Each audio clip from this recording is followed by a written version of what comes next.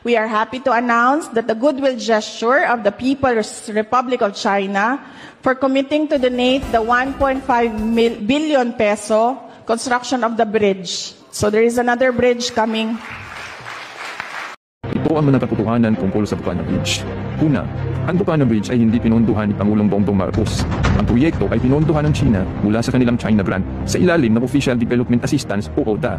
Ibig sabihin, foreign money ang nagpatayo ng tulay, hindi Malacanang funds. Pangalawa, ang proyekto ay na-conceptualize, inaprubahan at pinondohan sa ilalim ng administrasyon ni dating Pangulo Rodrigo Duterte.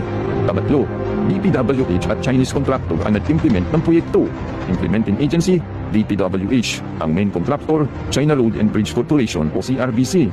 Pang-apat, ang tanging kontribusyon ni Pangulong Bongbong Marcos ay supervision at publicity lamang.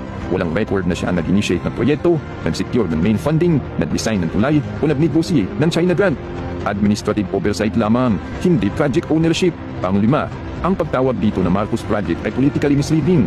Hindi mo pwedeng angkinin ang proyektong hindi mo pinondohan, hindi mo sinimulan, hindi mo inapupahan at hindi ikaw ang nakipagnegosasyon. Konklusyon, ang Bukana Bridge ay napatayo sa China's money, approval ng previous administration at pawis ng mga Filipino engineers, hindi sa efforts ni Bongbong Marcos. Dumating lang siya nang tumatakbo na ang proyekto.